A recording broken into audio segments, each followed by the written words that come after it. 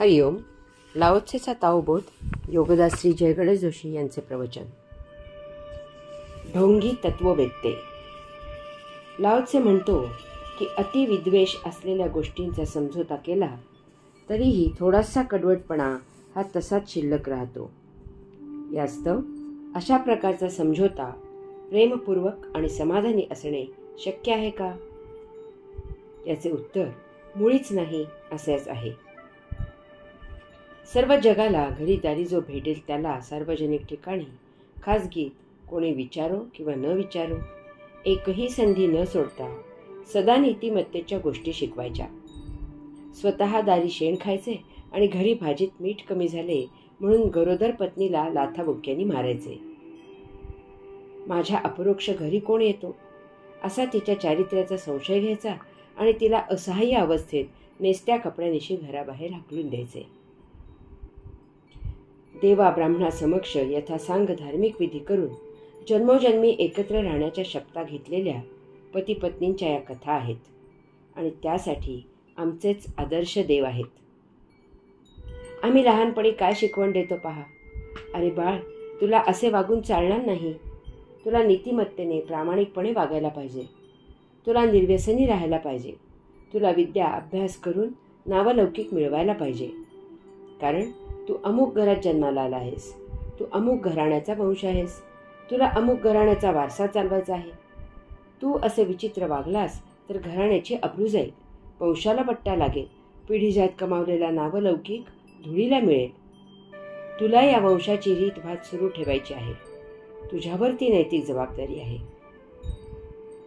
पाहिलीत काही शिकवण. घराण्याची वंशाची शान राखायला त्याने अमुक पद्धतीने वागायचे आहे.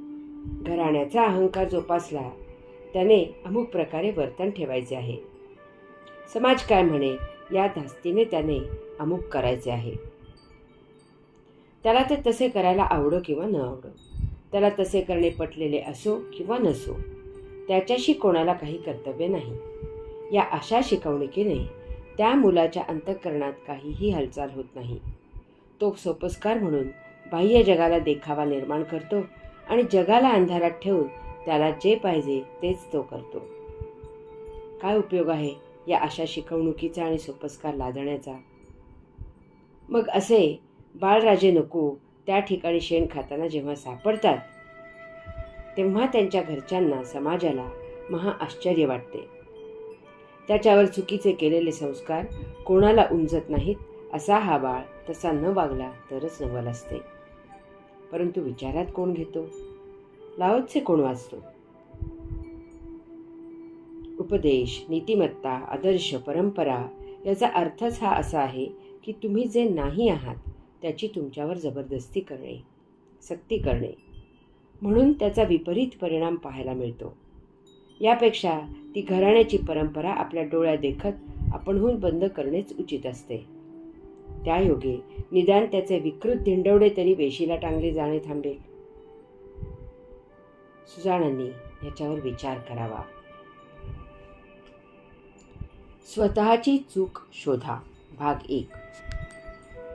लाओत्से पुढे सांगतो की म्हणून योगी नमते घेऊन माघार घेतात आणि दुसऱ्या पक्षावर दोषारोप करत नाहीत. सदाचारी समझोता करण्याच्या मताचा असतो आणि दुष्ट अपराधी भावना भटकवण्याच्या मताचा असतो. काही मतभेद झाला की वाद होतो आणि कलह, भांडण होते. यात जो सदाचारी असतो तो वाद, कलह, भांडण मिटवण्याच्या मताचा असतो आणि त्याप्रमाणे तो प्रयत्न करतो. परंतु जो दुष्ट असतो त्याला वाद घालून भांडण करायची खुमखुमी असते. याचे कारण इतकेच असते की त्याला त्याची बाजू तेवढीच सत्याची आहे असे वाटत असते. त्याच्यासाठी दुसरा नेहमी चूक असतो. दुसऱ्याची चूक सर्वांना दाखवून त्याचा पाणउतारा करण्यात तो स्वतःला धन्य मानतो. यासाठी त्याला समेट करायचा नसतो. अशा प्रकारे दुसऱ्याला नामोहरम केले की त्याचा अहंकार शमतो. तसे झाले नाही तर कायमस्वरूपी शत्रुत्व येते. अशा वेळी सदाचारी स्वतःकडे कमीपणा घेतो. कारण त्याला भांडण मिटवून जीवनाची गाडी पुढे न्यायची असते. सलोखा करून एकोप्याने हसत खेळत या सृष्टीची लीला अनुभवायची असते. असा योगाचरण करणारा असतो. lao त्से सांगतो की योगी नेहमी स्वतःची चूक शोधतात.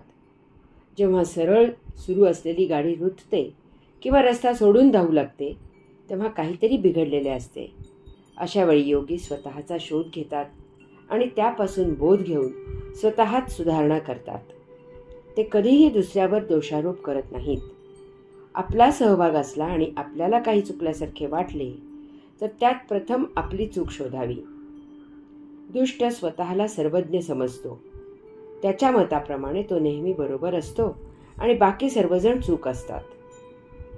अशा वेळी समझोता याचा अर्थ त्याच्या दृष्टीने इतर सर्वांनी माघार घेऊन आपापली चूक मान्य करून हा म्हणेल तसे करणे अशी असते. जोपर्यंत आपण आत्मचिंतन करत नाही तोपर्यंत आपला अहंकार कधीही नष्ट होणार नाही. आपल्याला क्रोध येतो कारण तो मुळातच आपल्यात दबा धरून बसलेला असतो. बाहेर काहीतरी निमित्त शोधून तो स्वतःच उफाळून येतो आणि वर सांगतो की अमक्याने अमुक केले म्हणून मी आत छान ध्यान लावून बसलो होतो, ते सोडून माझी इच्छा नसताना बाहेर आलो. दुसऱ्याला दोष देणे, त्याला चूक म्हणणे फार सोपे आहे. परंतु परखडपणे स्वतःची चूक शोधून ती मान्य करणे, दुरुस्त करणे फार दुरापास्त आहे, क्लेशकारक आहे, अहंकाराला ठेचण्यासारखे आहे. जर स्वतःची चूक शोधली आणि ती दुरुस्त केली तर दुसऱ्याला दोष द्यायचा आणि समझोता करायचा प्रश्नच येत नाही. यात अहंकार नष्ट होतो. सदा लक्षात ठेवावे की जेव्हा आपल्या मताप्रमाणे काही घडत नाही तेव्हा त्यात फक्त आपली स्वतःची आणि स्वतःचीच चूक असते. ती शोधावी म्हणजे जीवनाचा आनंद सदा टिकून राहतो. हरि ओम.